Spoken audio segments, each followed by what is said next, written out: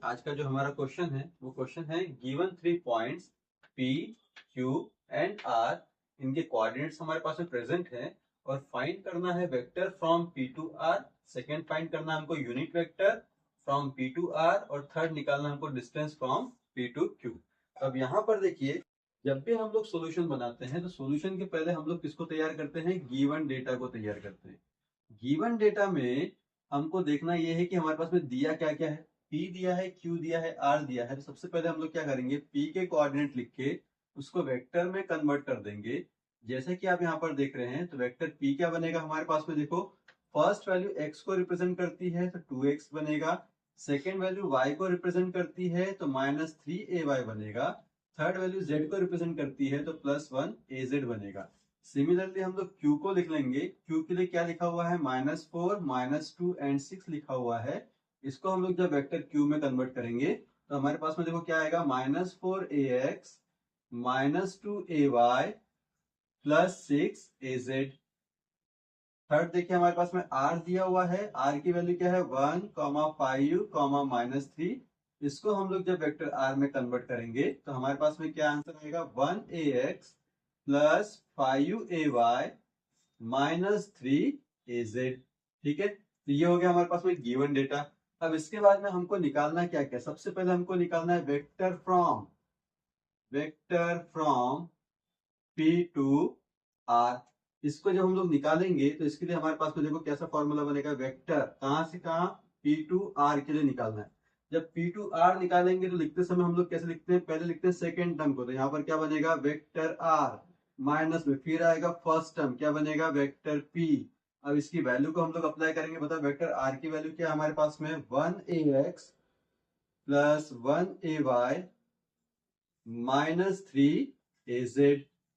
Minus में vector P का value क्या है हमारे पास में, 2ax -3ay +1az। अब इनको सॉल्व करेंगे।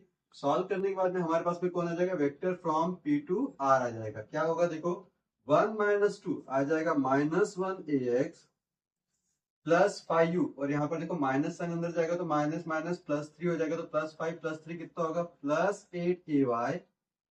यहाँ पर -3 है, ये माइनस साइन अंदर जाएगा तो प्लस माइनस माइनस होगा, तो -3 -1 कितना हो जाएगा हमारे पास में, -4az। तो ये जो मेरे पास में आंसर निकला, ये आंसर किसका निकला, vector from P to R का। अभी सेकंड हमको क्या निकालना है, unit vector of the vector from P to R। Second जो हम लोग निकाल रहे हैं, इस पे निकाल रहे हैं हम लोग यूनिट वेक्टर। यूनिट वेक्टर के लिए हमने a कैप लगाया। कहां से कहां निकाल रहे हैं हम लोग, P टू R निकाल रहे हैं, इसलिए मैंने यहाँ पर P टू R लिखा। जब यूनिट वेक्टर बनता है तो ऊपर में आता है पहले रिजल्टेंट वेक्टर। तो यहाँ पर हमारे पास में बन जाएगा रिजल्टेंट वेक्टर PR, अपॉन में उसका बनता है मैग्नीट्यूड। तो यहाँ पर हमारे पास में क्या बनेगा, मैग्नीट्यूड बन जाएगा। ठीक है, सॉल्व करेंगे हम लोग। तो बताओ वेक्टर PR की वैल्यू हमारे पास में निकली हुई है, क्या है, -1ax +8ay एंड देन क्या है, -4az। इसके बाद में इसका जब हम लोग मैग्नीट्यूड निकालेंगे तो लगाएंगे अंडर रूट।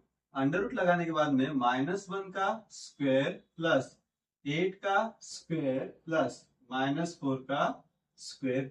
सॉल्व करेंगे तो हमारे पास में देखो क्या है, -1ax +8ay -4az अपॉन में अंडर रूट में। जब आप ये अंडर रूट को सॉल्व करोगे तो आपके पास में एक वैल्यू आएगा, और जो वैल्यू आएगा आपके पास में वो वैल्यू रहेगा √81। ठीक है, देन आप इसको सॉल्व करोगे बारी बारी से तो क्या बनेगा हमारे पास में, unit vector P to R क्या बन जाएगा, देखो -1 को √81 से आप अगर डिवाइड करोगे तो आपके पास में आंसर आएगा -0.1111ax। ये आंसर मैं कैलकुलेट करके रख चुका हूं कैलसी से, आप लोग भी इसको प्रॉपर तरीके से कैलकुलेट करते चलिए। 8 को हम लोग डिवाइड करेंगे √81 से तो हमारे पास में आंसर आएगा 0.0888ay। देन हम लोग -4 को डिवाइड करेंगे √81 से तो हमारे पास में आंसर आएगा -0.4444az। तो ये कौन निकल गया हमारे पास में, unit vector of the vector from P to R। ये हो गया सेकंड आंसर। अब थर्ड क्या निकालना हमको, distance from P to Q।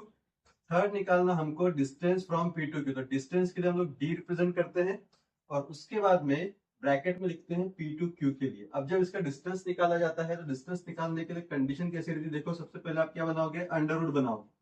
Under root बनाने के बाद में यहाँ पर सेकेंड टर्म दिख रहा है ना, तो पहले आपको क्या करना है, इसके कोऑर्डिनेट की वैल्यू लिखना है, यानी x का रिलेशन, फिर y का रिलेशन, फिर z का रिलेशन, किसके साथ में, p के x y z के साथ में। लेकिन कैसे लिखोगे, माइनस में। देखो हम लोग कैसे बनाएंगे इसको, यहाँ पर बताओ q, वेक्टर q के लिए x का कोएफिशिएंट कितना है हमारे पास में, -4 है, तो यहाँ पर आप क्या लिखोगे, -4। पहले q का x का लिखा हमने कोएफिशिएंट, अब बारी आएगी p की, p का कितना हमारे पास में 2 है, तो यहाँ पर बन जाएगा -2 और इनका बनेगा स्क्वायर प्लस।